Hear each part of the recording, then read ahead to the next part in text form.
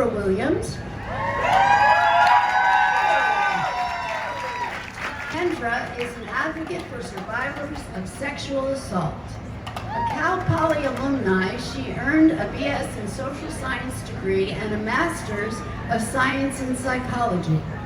Kendra works as a marriage and family therapist and as a lecturer for the Department of Psychology and Child Development at Cal Poly. Welcome, Kendra Williams. Hello, my name is Kendra Williams. I am a wife, a mother, and a friend to many of you here today.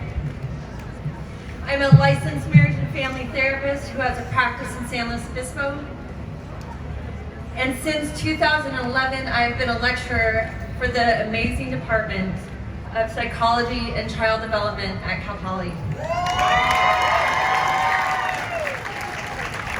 I am here today to bring a voice and a story to the impact of sexual harassment and assault women face in our community.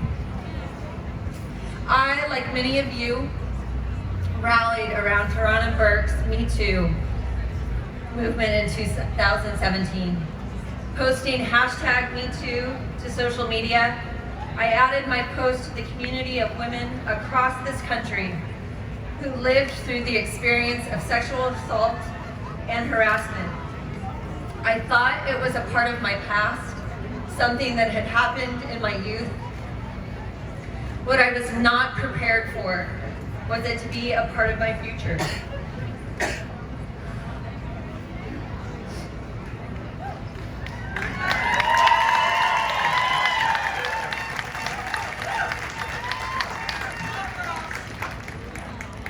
On Wednesday, May 2nd, 2018, I was made into an object for the sexual pleasure and fetish of my colleague and tenured professor.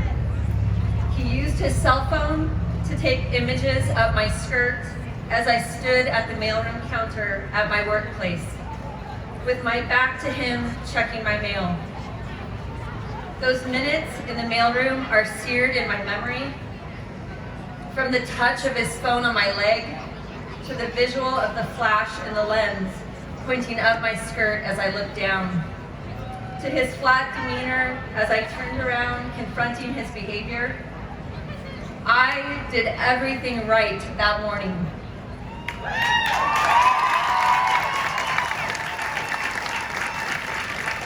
I reported to the police, placing charges for an arrest to be made. I opened a Title IX investigation with my employer in order to restore the safety to my workplace and campus. As a psychotherapist, I have treated adolescents, adults, and families living with depression, anxiety, and trauma. I spent the following days using my knowledge as a therapist to seek out care and advocacy required to heal from this trauma. I was placed on workman's comp medical leave to receive treatment for my stress response. I could not sleep because I found myself reliving in my mind it again and again. I found it difficult to be in public where I couldn't account for those around me. At home, I would startle if my husband entered a room that I was in.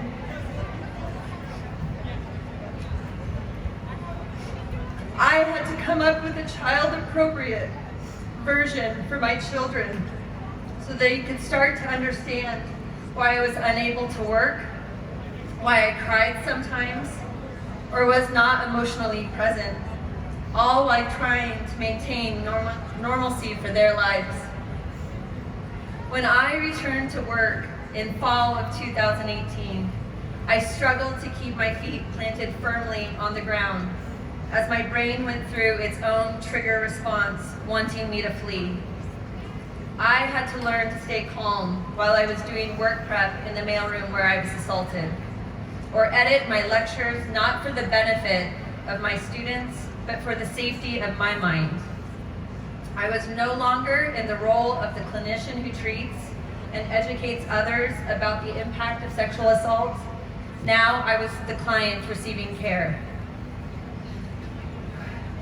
As I stand here today to inform you that justice, as it currently stands, was served.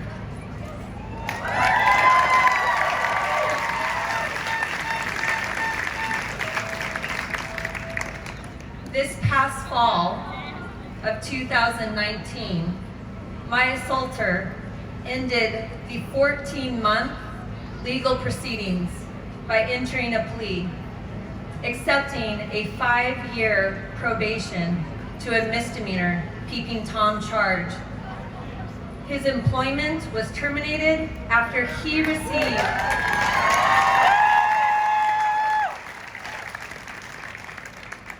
14 months of paid leave due to protections under his employment status. I was not, and I am not, okay with the standard in which my assault was handled. In 2020, I will be using my voice and position to bring attention and change to the systematic injustices to sexual violence and harassment.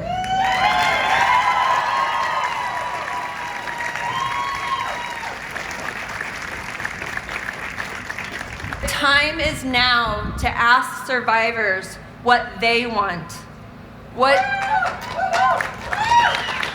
they need to return to their positions at school, work, home, and community. In my case, the focus was on my assaulter rather than on me. I was told to remain silent to protect the criminal and employer investigations. I will call on police departments and DA offices to work as one. These professionals cannot continue to make basic procedural mistakes or allow for time to pass, making warrants unavailable. They should be our voice in the courtroom. They must be our voice in the courtroom. I will use my voice to make them understand they are not working for a department. They are working for the Jane Does who are real women looking to restore safety and justice to their lives.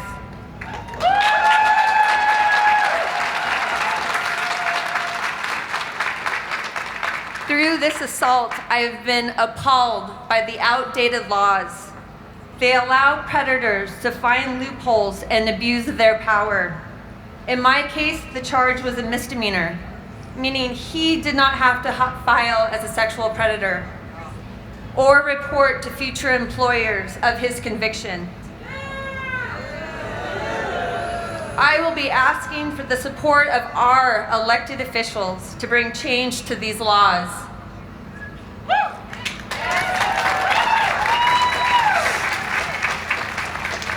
I believe if men were assaulted and harassed at the rate in which women report, better laws would be in place, setting a safety and standard for all people. I have to say that again. If men were assaulted and harassed at the rate in which women report, better laws would be in place and setting a standard for the safety of all people. I am intentional with who gets my vote. I will be looking to them to have transparency in their position. They will take my voice, your voice, to the state and federal level. They are our elected officials, and we must hold them accountable to the work done in our community. By going public, I have been so moved by the outpouring of support, but mainly how my story resonated with so many of you.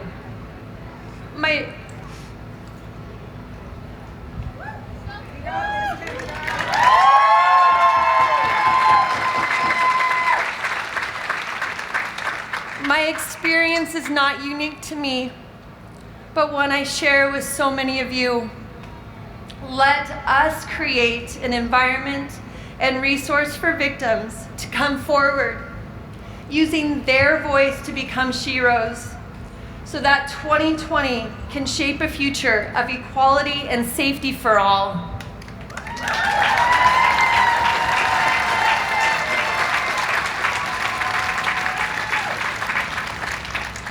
The time is now.